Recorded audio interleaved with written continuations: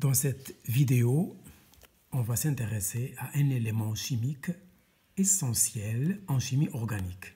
Il s'agit de l'élément carbone. On va étudier ce que l'on appelle l'hybridation de l'élément carbone. Le carbone, c'est un élément chimique de la 4e famille. Il appartient aux semi-conducteurs. Il présente deux états. Un état fondamental et un état excité. Comment ça? On va expliquer. Je rappelle que le numéro atomique du carbone est 6. Parce qu'on note C, 12, 6. 12, c'est le nombre de masse, c'est le nombre de protons et de neutrons. Et 6, c'est Z, c'est le nombre de protons. Donc, c'est le nombre d'électrons. À cause de l'électroneutralité. Ça, ce sont des rappels faciles à retenir. Sa configuration électronique, le carbone, la configuration électronique ou bien la répartition électronique du carbone est d'après la règle de remplissage de Kleczkowski. D'après la règle de Kleczkowski que vous avez déjà étudiée, la configuration électronique du carbone est NS2, 2S2, 2P2. Donc si je compte, 2, 2, 2, c'est 6. Donc voilà comment sont répartis les électrons microscopiquement, quantiquement parlant, pour l'élément carbone. Alors, ça c'est la configuration électronique. Je passe à l'état fondamental. Cet axe représente l'axe des énergies de l'état de carbone, parce que chaque atome a des états d'énergie. L'axe des énergies, voici la première couche, NS2, elle est proche du noyau. Ce n'est pas intéressant pour nous au cours d'une réaction chimique. Ce qui nous intéresse dans une réaction chimique, c'est la couche périphérique. Ici, c'est 2S2, 2P2.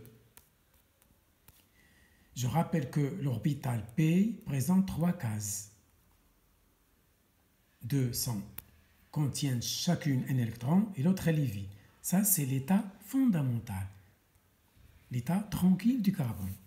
Au cours d'une transformation chimique, c'est-à-dire une réaction chimique, l'élément carbone C, il s'excite.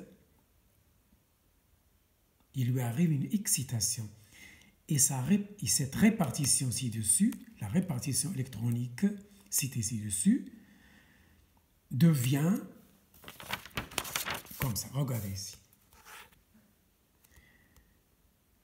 Un électron de cette couche, de cette case, il saute et remplit la case P. Px, Py, Pz. Ce sont des cases quantiques. Donc, un électron, il s'excite, il saute et remplit la case qui était vide dans l'état fondamental. Et voilà, ces deux types de cases s'hybrident entre elles. Et on obtient 4 orbitales hybrides sp3 occupées par les électrons. 1, 2, 3 et la 4e. Regardez ici. 1, 2, 3, 4. Ce sont des orbitales dites hybrides. Notez sp3, occupées par 6 électrons. Ils vont générer 4 liaisons équivalentes simples lors d'une réaction chimique. Regardez ici. L'orbital S, c'est une sphère, c'est-à-dire la probabilité de trouver l'électron dans l'orbital S est une sphère qui représente 25%. Pour l'orbital B, il reste 75%. Donc, NS plus 3P, ça donne sp3.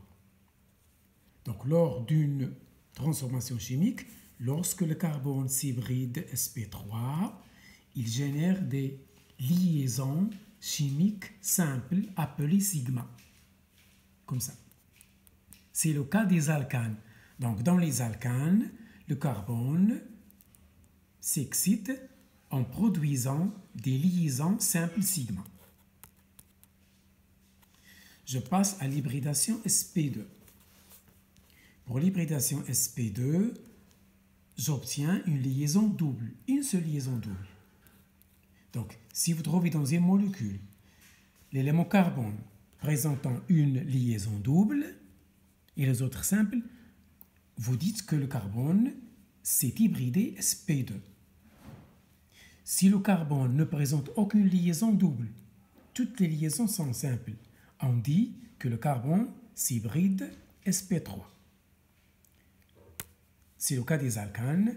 Pour une liaison double, c'est le cas des alcènes. Donc, cette double liaison, il y a une liaison dite sigma, elle est simple, et l'autre, elle est double, elle est notée pi. Elle est fragile, elle se casse facilement, surtout lors des réactions d'addition. C'est la liaison pi qui se rompt. Il y a rupture de la liaison pi. Les liaisons sigma sont solides, elles résistent. Je passe à la troisième situation de l'hybridation du carbone. C'est l'hybridation sp. C'est le cas des alcynes qui présentent une triple liaison. Et l'autre, elle est simple. Donc, il y a une liaison sigma et deux liaisons pi. Toutes ces liaisons représentent une seule, dite triple. On dit que le carbone s'hybride sp. C'est le cas des alcynes. Remarque, lorsque l'orbital S fusionne avec l'orbital P, comme ça, on dit qu'il y a recouvrement axial, c'est-à-dire selon l'axe de symétrie, les électrons de chaque orbital fusionnent. Et on obtient la liaison pi.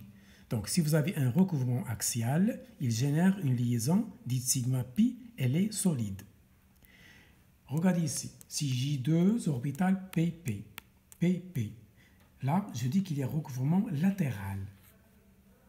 Le recouvrement axial, ça génère une liaison pi.